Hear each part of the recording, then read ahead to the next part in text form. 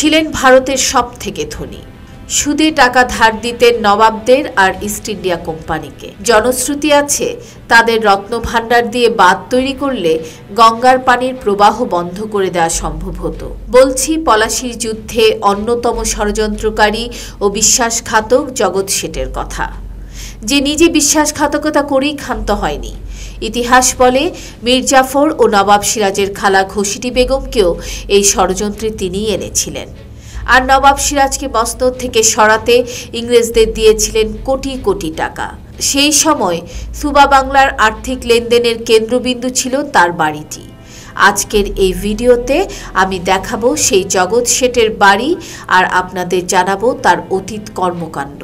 Hello viewers, আসসালামু আলাইকুম। মুর্শিদাবাদ জগৎ শেঠের বাড়ি থেকে আমি আমার আরেকটি নতুন ভিডিওতে আপনাদের আমন্ত্রণ জানাচ্ছি। মুর্শিদাবাদ সুবা বাংলার রাজধানী। এই মুর্শিদাবাদের রাস্তা, ইট কাঠের দেয়াল, ঘর বাড়ি, বাতাস, পানি সবকিছুই যেন এখানকার ইতিহাসের নীরব সাক্ষী। বাংলার মানুষ হিসেবে এই পথে চলতে চলতেই নিজের ভেতর কাজ করে অন্যরকম এক আবেগ। সেই আবেগের টানেই সুদূর বাংলাদেশ থেকে আমার ছুটে আসা আর ঘুরে ফিরে দেখা সুবা বাংলার ঐতিহাসিক জায়গাগুলো। এখানে এসে যখন শুনলাম পলাশী যুদ্ধের অন্যতম ষড়যন্ত্রকারী জগৎ শেঠের বাড়ি আজও টিকে রয়েছে, তখন নিজের চোখে তার দেখার লোভ সামলাতে পারলাম না। এই জগৎ শেঠের বাড়িতেই যে পলাশীর ষড়যন্ত্রের সূচনা। টিকিট কেটে ভিতরে ঢুকতেই চোখে পড়ল ইংরেজিতে লেখা হাউস অব জগৎ শেঠ। জগৎ শেঠ নবাবী আমলের সবচেয়ে ধনী ব্যক্তি, যিনি এই বাংলা, বিহার, উড়িষ্যার সকল রাজস্ব আদায় করতেন। তিনি ছাপতেন এখানকার যত রৌপ্য এবং স্বর্ণ মুদ্রা। তিনি এতই ধনী ছিলেন যে এই পুরো বাংলার তথা দিল্লির অর্থনীতি তিনি নিয়ন্ত্রণ করতেন। এই সেই জগৎ শেঠ নবাব সিরাজকে বাংলার মসনদ থেকে সরানোর ব্যাপারে যার ভূমিকা ছিল সবচেয়ে বেশি। এজন্য তিনি বিপুল অর্থ সম্পদ ব্যয় করেন। সিরাজের বিরুদ্ধে ষড়যন্ত্রে মীর জাফরের পরেই আসে জগৎ শেঠের নাম। আজ আমরা এই বাড়িটি ঘুরে ফিরে দেখার আগে জেনে নেই সেই জগৎ শেঠ সম্পর্কে। জগৎ শেঠরা এক কথায় বাংলার নবাবদের ব্যাংকার বলেই ধরা হয়। তবে এনাদের যদি শুরু হয় পরিবারের দিক থেকে, তাহলে এনাদের পরিবারের প্রথম শুরু রাজস্থান থেকে। হীরানন্দ শাহ, উনি এক বড় ব্যবসায়িক এবং চিকিৎসক ছিলেন। তার 7 ছেলের মধ্যে সবচেয়ে ছোট ছেলে মানিকচাঁদ, তিনি বাংলাদেশের ঢাকা, যখন নাম ছিল জাহাঙ্গীরনগর, সেখানে মুর্শিদ কুলি খাঁ দেওয়ান ছিলেন। সেইখানে মুর্শিদ কুলি খাঁর সঙ্গে হিসেবপত্র রাখার কাজ করতেন এবং মুর্শিদ কুলি খাঁর পরম মিত্র ছিলেন এই মানিকচাঁদ। এবং তখন এনাদের উপাধি ছিল সেট। সেট মানে মহাজন কারবার যারা করেন, এবং নিজেদের মধ্যে সুদের ব্যবসার টোটাল দায়িত্বটা এনারা দেখতেন। এবং তারপরে মানিকচাঁদ মারা যাওয়ার পর তার কোনো পুত্র সন্তান না থাকায় ফতেচাঁদ বাংলার প্রথম জগৎ শেঠ উপাধি পান। আর এটা পেয়ে দিয়েছিলেন দিল্লির বাদশাহ দ্বিতীয় শাহ আলম 1723-এ। আর এনারা বাংলা, বিহার, উড়িষ্যার যত রাজা, মহারাজার নবাব ছিলেন তাদের সমস্ত টাকা পয়সা ছাপাতেন এবং এই বাংলার মুর্শিদাবাদের নবাবদের হাতে সেগুলো বিভিন্ন জায়গায় যাতায়াত করা হতো। জগৎ শেঠ মূলত একটি পদবী। অষ্টাদশ শতকে বাংলার ইতিহাসের বিখ্যাত ধনী জগৎ শেঠ কোনো একজন ব্যক্তি নন। জগৎ শেঠ একটি পারিবারিক উপাধি। জগৎ শেঠরা আদতে বাংলার মানুষ ছিলেন না। তাদের আদিনিবাস রাজস্থানের যোধপুরের নাগর অঞ্চলে। এই জগৎ শেঠ পদবীটি ইতিহাসে যার জন্য আজ কলঙ্কিত, তার আসল নাম মহাতাব চাঁদ, যার গদিতে চলত কোটি কোটি টাকার কারবার। শুধু নবাব নন, তার কাছ থেকে টাকা ধার নিতেন বড় বড় জমিদার, মহাজন ও অন্য ব্যবসায়ীরা। ক্রমে ইংরেজ ও ফরাসি বণিকরাও জগৎ শেঠের কাছ থেকে টাকা ধার নিতে শুরু করেন। বলাই বাহুল্য, সেটা নিতেন চড়া সুদের বিনিময়ে। শুধু টাকা ধার দেওয়াই নয়, বাংলার আভ্যন্তরীণ অর্থনীতির নিয়ন্ত্রণ ছিল এই শেঠ বাড়ির হাতে। জগৎ শেঠ নবাব বা রাজা না হয়েও তার রাজজৌলুসের কোনো কমতি ছিল না। এরকম একজন ধনাঢ্য ব্যক্তির সঙ্গে কিভাবে হলো নবাব সিরাজউদ্দৌলার বিরোধের সূত্রপাত? আলীবর্দীর পর যখন সিরাজউদ্দৌলা নবাব হন, তখন জগৎ শেঠদের ভাগ্যের চাকা অন্যদিকে ঘুরতে শুরু করেছে। মোহনলালকে দেওয়ান হিসেবে নিয়োগ করেছিলেন নবাব সিরাজ। মোহনলালের সঙ্গে জগৎ শেঠের সম্পর্ক ভালো ছিল না। এদিকে ইংরেজদের আগ্রাসন, লুণ্ঠন, অত্যাচার আর ক্রমবর্ধমান শক্তি বৃদ্ধিকে ভালোভাবে নেননি নবাব সিরাজউদ্দৌলা। নবাব সিরাজউদ্দৌলা কলকাতার ইংরেজ কুঠি আক্রমণ করলে তাদের সাথে বিরোধ চরম আকার ধারণ করে। এই অবস্থায় ইংরেজদের হয়ে সাফাই গাইতে গিয়ে জগৎ শেঠ সিরাজউদ্দৌলার কাছে চরমভাবে অপমানিত হন। সিরাজ নাকি জনসম্মুখে তাকে চড় মারেন। মহাতাব চাঁদ সিরাজের বিরুদ্ধে যাওয়ার কারণ সিরাজের দরবারের লোক ছিলেন জগৎ শেঠ মহাতাব চাঁদ এবং দারুণ পদে উনি ছিলেন ব্যাংকারের দিকে, এবং বাংলা বিহার উড়িষ্যার শ্রেষ্ঠ ধনী তাদেরই পরিবার ছিল, এবং সিরাজের সঙ্গে টাকা পয়সার দিক থেকে বিবাদ হয়। সিরাজউদ্দৌলা ওনাকে ভুল করে চড় মেরে দেন আচ্ছা, নবাব দরবারে সবার সামনে। সেই কথাটা এবং সেই থাপ্পড় মারাটা মানে জগৎ শেঠ মেনে নিতে পারেনি। তাই ইতিহাসের পাতে বিভিন্ন ইতিহাস বিদ বলেছেন যে এই কারণেই জগৎ শেঠরা ব্রিটিশদের সঙ্গে এবং মীর জাফরের সঙ্গে ষড়যন্ত্র রচনা করেছিলেন, এবং জগৎ শেঠের একটা বাড়ির ঠিক জায়গায় এই ষড়যন্ত্র রচনা হয়েছে। কিন্তু জগৎ শেঠের কথাটা সিরাজউদ্দৌলা শুনতো না, আপনারা জেনে করুন। তাই জগৎ শেঠকে রাজদরবারে সিরাজউদ্দৌলা সবার সামনে সপাটে একটা চর মেরে দিয়েছিল, এবং সেই জগৎ শেঠের প্রচণ্ড রাগ হয় যে আমি একজন ইন্ডিয়ান ব্যাংক, আমি কাকে নবাব করবো, আমি হচ্ছে সব থেকে উঁচু জায়গায় পোস্টে আছি, আর আমাকে এবার অপমান। তাই তারা চক্রান্ত করে মীর জাফর, ঘসিটি বেগম, উদয়চাঁদ রায়, বল্লভ তাদের সঙ্গে করে সবাই সাথে নিয়ে চক্রান্তে সিরাজকে পরাজিত করা হয়। আহত বাঘ জগৎ শেঠ এবার লিপ্ত হন সিরাজ বিরোধী ষড়যন্ত্রে। লর্ড ক্লাইভের সঙ্গে সেই ষড়যন্ত্রে অংশ নেন বাংলার বেশ কিছু বিখ্যাত জমিদারও। জানা যায় মীর জাফর এবং ঘসিটি বেগমও জগৎ শেঠের উদ্যোগেই এই ষড়যন্ত্রের অংশীদার হয়ে ওঠেন, এবং শেষ পর্যন্ত নবাব সিরাজউদ্দৌলা প্রহসনের পলাশির যুদ্ধে পরাজিত হন। সিরাজউদ্দৌলার পরাজয়ের পর বাংলার নবাব হন মীর জাফর। ইংরেজদের হাতের পুতুল মীর জাফর ক্ষমতায় বসলে পলাশির যুদ্ধের 13 দিন পর জগৎ শেঠের সহায়তায় ইংরেজরা বাংলা থেকে লুট করে নিয়ে যায় বিপুল ধন সম্পত্তি। ইতিহাস বলে সেদিন ইংরেজরা 100 নৌকায় করে 700 সিন্দুক ভরে বাংলার রত্নভাণ্ডার টাকা পয়সা নিয়ে গিয়েছিলেন ব্রিটেনে। পলাশির সব বিশ্বাসঘাতকদেরই করুণ পরিণতি ভোগ করতে হয়েছে। জগৎ শেঠও তার ব্যতিক্রম নন। পলাশির যুদ্ধের পর ইংরেজরাই জগৎ শেঠের টাকশাল আর প্রাসাদ লুট করে তাকে সর্বশান্ত করে। তার টাকশালও বন্ধ হয়ে যায়। ইংরেজরা নতুন করে টাকশাল বসায় কলকাতায়। শেষ দিকে শেঠ পরিবারকে সরকারি ভাতা নিয়ে দিন যাপন করতে হতো।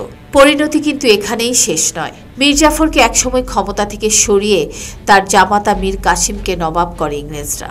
নবাব হয়ে মীর কাসিম স্বাধীনচেতা হয়ে গিয়েছিলেন। তিনি ইংরেজদের আদেশ মানতে নারাজ ছিলেন, যার ফলে সংঘটিত হয় বক্সারের যুদ্ধ। এই বক্সারের যুদ্ধে মীর কাসিম টাকা সাহায্য চেয়েছিলেন জগৎ শেঠের কাছে, কিন্তু জগৎ শেঠ শূন্য হাতে ফিরিয়ে দিয়েছিলেন মীর কাসিমকে। বক্সারের যুদ্ধে পরাজয়ের পর মীর কাসিম জগৎ শেঠকে পরিবার সহ হত্যা করেছিলেন, এবং তার মধ্য দিয়েই শেষ হয়ে যায় জগৎ শেঠদের অধ্যায়। এভাবেই ইতিহাসের বিশ্বাসঘাতকদের করুণ পরিণতি ভোগ করতেই হয়, কখনো ব্যক্তিকে আবার কখনো পুরো জাতিকে। আমি এখন বসে আছি জগৎ শেঠের ব্যবহৃত চেয়ার টেবিলে। বাড়ির সামনেই অনেকগুলো চেয়ার রাখা আছে, টেবিল রাখা আছে, শ্বেত পাথর এবং লোহার তৈরি চেয়ার এগুলো। এখানে একটি মিউজিয়াম আছে যেখানে জগৎ শেঠ এবং তার সময়কার অনেক জিনিসপত্র সংরক্ষণ করে রাখা আছে, যেমন সে সময়কার সোনার রূপার তৈরি শাড়ি, সোনা রূপার মুদ্রা, তাদের ব্যবহৃত জিনিসপত্র সবকিছু। তো ভেতরে ভিডিও ক্যামেরা অ্যালাউড না, সেজন্য সেগুলো আপনাদের দেখাতে পারছি না। বাইরে থেকে দেখাচ্ছি জগৎ শেঠদের বাড়ি এবং মিউজিয়ামের কিছু অংশ। সামনে বাগানে অনেক ভাস্কর্য রয়েছে, বিভিন্ন ধরনের ভাস্কর্য দিয়ে সাজানো এই সুন্দর জগৎ শেঠের বাগানটি। যদিও জগৎ শেঠের পুরো বাড়ি এখন নেই, ভেঙে গেছে। এটি হচ্ছে বাড়ির খাজাঞ্চিখানা এবং তার কিছু অংশ, যেটাকে সরকার সংরক্ষণ করে রেখেছে, এবং প্রতিদিন অনেক ট্যুরিস্ট এখানে আসেন দেখে যেতে। এই বাড়িতে 2টো সুড়ঙ্গ ছিল, যার অংশবিশেষ এখনো রয়েছে। এই সুড়ঙ্গ বহুদূর পর্যন্ত গিয়েছে। কথিত আছে একটি পথ গিয়েছে ভাগীরথী নদীতে, যাতে আক্রমণ হলে জগৎ শেঠ পালিয়ে বাঁচতে পারেন। আবার এও কথিত আছে যে একটি পথ কিছু দূর গিয়ে দিক পরিবর্তন করে অন্য কোথাও গিয়েছে, যা আজও অজানা। এছাড়া একটি সুড়ঙ্গ 2 কিলোমিটার দূরে কাঠগোলা প্রাসাদ ও বাগানে গিয়েছে। কাঠগোলা প্রাসাদের সুড়ঙ্গের সাথে জগৎ শেঠের বাড়ির সুড়ঙ্গ সংযোগ থাকা খুবই স্বাভাবিক, কারণ 2 প্রাসাদই ছিল সে সময়ের 2 সম্পদশালীর প্রাসাদ। তবে সুড়ঙ্গগুলো পুরোপুরি আজার নেই। বাড়ির কিছু অংশ রেখে বাকিটা বন্ধ করে দেওয়া হয়েছে। এই সুড়ঙ্গ আজ মিউজিয়ামের অংশ। বর্তমানে এটা এখন মিউজিয়াম। তো এই মিউজিয়ামে রয়েছে পুরনো দিনের আকর্ষণীয় সোনার উপর শাড়ি, সোনার উপর কয়েন, জগৎ শেঠদের সময়ের প্রায় 300 বছর আগের। এবং কলকাতায় যখন ব্রিটিশরা কয়েন বা টাকা ছাপাতেন সে সময়ের রূপোর কয়েন, তামার কয়েন এবং কিছু নোটও রয়েছে। আর তারপরে এই জায়গার পুরনো যে সুড়ঙ্গ পথ কিংবা গুপ্তঘর সেগুলো বর্তমানে এখন ট্যুরিস্টদের জন্য খুলে দেওয়া হয়েছে, যেগুলো প্রথমে পুরোপুরি বন্ধ ছিল জলে ভর্তির কারণে। এখন সেখানে পুরনো অস্ত্রাগার, বাংলার এবং ভারতের বিভিন্ন স্থান থেকে অস্ত্রশস্ত্র নিয়ে এসে এখন এই মিউজিয়ামে সাজানো হয়েছে। তো বর্তমানে এটা সংগ্রহশালা। এইগুলো অরিজিনাল দেখাবো। আচ্ছা, আর এটা রূপোর জরির কাজ করা, এটা ব্রিটিশদের ড্রেস তাদের। জগৎ সেট গোলাপ চাঁদের পাগড়ি, আর এটা পঞ্চু পিঠে যেটা থাকে, এটাও একই টুপিটিতে সোনার সুতোর কাজ। পিছনের এগুলো মুর্শিদাবাদ সিল্কের, আর এগুলো ব্রিটিশ মহিলারা যেগুলো ব্যবহার করতেন। এ বাড়িতে আছে জগৎ শেঠের রাজকীয় পোশাক ও তার ব্যবহার্য সামগ্রী, যা তার রাজকীয় জৌলুসেরই পরিচয় বহন করে। এখানে আছে এক অদ্ভুত আয়না, যেখানে কিছুতেই নিজের মুখ দেখা যায় না, মুখ ছাড়া অন্য সব কিছু দেখা যায়। এর রহস্য ভেদ করা কঠিন। তাছাড়া আছে বিখ্যাত বেলজিয়ামের আয়না। একটি আংটির ভেতরে পুরো একটি মসলিন শাড়ি রাখার কথা শুনেছি। ঢাকায় এই মসলিনের একটি নমুনা দেখা গেল জগৎ শেঠের বাড়িতে। উল্লেখ্য, জগৎ শেঠরা ঢাকায়ও ব্যবসা করতেন। লর্ড ক্লাইভের একটি পোশাক আছে এখানে, যা ইংরেজদের সঙ্গে বিশ্বাসঘাতক জগৎ শেঠের আতাতের কথাই মনে করিয়ে দেয়। জগৎ শেঠের টাকশালে তৈরি অনেক মুদ্রাও রয়েছে এখানে। ওই সময় ভারতবর্ষের সেরা রাজনর্তকী ছিল হীরাবাই। কথিত আছে হীরাবাইয়ের উচ্চতা ছিল 6 ফুট 2 ইঞ্চি আর ওজন ছিল মাত্র 42 কেজি। হীরাবাইয়ের একটি পেন্টিংও রয়েছে এখানে। জগৎ শেঠ পরিবারের সদস্যদের ব্যবহৃত সোনা ও রূপার পোশাক রয়েছে এই মিউজিয়ামে। আমাদের মুর্শিদাবাদের ডক্টর রামপ্রসাদ পালের লেখা, তবে নিখিলনাথ বইয়ের তথ্য থেকে কারেকশন করা বই পলাশির ডায়েরি থেকে এই তথ্যগুলো আমি জেনেছি। আমার নাম পাপাই ঘোষ, আমি বর্তমানে স্টুডেন্ট এবং জগৎ শেঠের বাড়িতে গাইডেরও কাজ করি। ভালো লাগলো আপনার সাথে কথা বলে, অনেক কিছু জানতে পারলাম। আসলে এই যে জগৎ শেঠের যে কে জড়িত ছিল কে ছিল না, এটা আমরা আগে জানতাম না যে দ্বিতীয় জগৎ শেঠ অ্যাকচুয়ালি ষড়যন্ত্রের সাথে জড়িত ছিল। ধন্যবাদ আপনাদেরকেও। ভাগ্যের কি নির্মম পরিহাস দেখুন।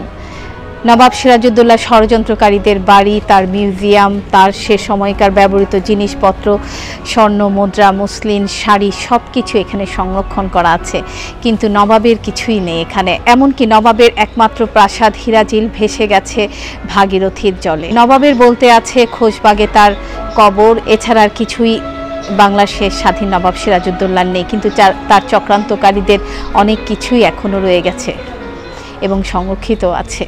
মুর্শিদাবাদ জগৎ শেঠের বাড়ি থেকে আমার আজকের এই ভিডিও এখানেই শেষ করছি। ভিডিওটি ভালো লাগলে লাইক, কমেন্ট, শেয়ার করতে ভুলবেন না। আর যারা আমার চ্যানেলটি সাবস্ক্রাইব করেছেন তাদেরকে অনেক ধন্যবাদ। যারা এখনও আমার চ্যানেলটি সাবস্ক্রাইব করেননি তাদের প্রতি অনুরোধ, প্লিজ আমার চ্যানেলটি সাবস্ক্রাইব করুন, বেল বাটন প্রেস করে রাখুন, যাতে ভিডিও আসার সাথে সাথে ভিডিওটি দেখতে পারেন। সবাই ভালো থাকবেন, সুস্থ থাকবেন। আল্লাহ হাফেজ।